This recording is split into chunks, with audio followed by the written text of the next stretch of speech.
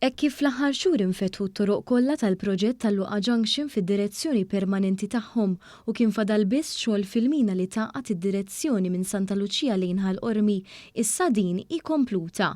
Fil-fatt mill-ġimgħa l-mina nfetita traffiku mis-6 ta' filgħodu sas-7 ta' filgħaxija biex l-aħħar ftit xogħlijiet li fadal bħal sinjali permanenti ta' traffiku, tħawwil ta' pjanti u dwal isiru matul il-lejl. Din il-mina taqgħet il-karreġġata lejn il-punent ta' triq il-Kunsill tal-Ewropa mal-karreġġata lejn it-tramuntana ta' triq San Tomas li toffri konnessjoni diretta u bla interruzzjoni minn Santa Luċija u l-Marsa lejn Ħalluqa u Ħall-Qormi u mingħajr ma taqsam minn ġo traffiku minn destinazzjonijiet oħrajn fl-istess direzzjoni. Dan ħabru l-Kap Eżekuttiv ta' Infrastructure Malta Ivan Falzon ma' One News fejn f'kumment telefoniku spjegalna fiex wasal dan ix-xogħol.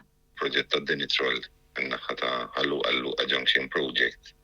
Ix-xogħlijiet maġġuri ġew konklużi, xogħlijiet ta' kostruzzjoni, xogħliet ta' asfalt ta' toroq. Ir-rotot kienu u għadhom miftuħa bħal ma ilhom mill-aħħar ta' Ġunju li għadda, imma kif konna ħabbarna kien ix-xogħol kien iffukat fuq il-tunnel fuq l-underpass li hemm li taqqat minn Santa Luċija għal fejn ir-roundabout tal-Forzi Armati għal triq San Tomas.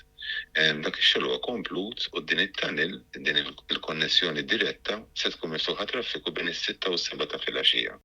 Infrastructure Malta se ssebaħ ukoll il-proġett b'siġar u barbuxelli ġodda filwaqt li se tiżviluppa spazju miftuħ ġdid ta' rikreazzjoni b'aċċess faċli għal mixi miċ-ċentru ta' Ħalluqa. Falzon qal li raġuni għaliex l-aħħar ftit irqaqat se jkunu qed isiru filgħaxija hi minħabba l-fatt li qed joqrob iż-żmien tal-iskola u jkun hawn aktar vetturi fit-toroq.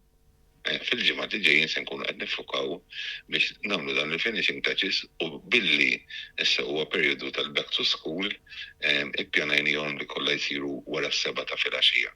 Fl-aħħar Ivan Falzon irringrazzja lil pubbliku l-aktar li residenti tal-madwar għal kooperazzjoni tagħhom matul dan il-proġett.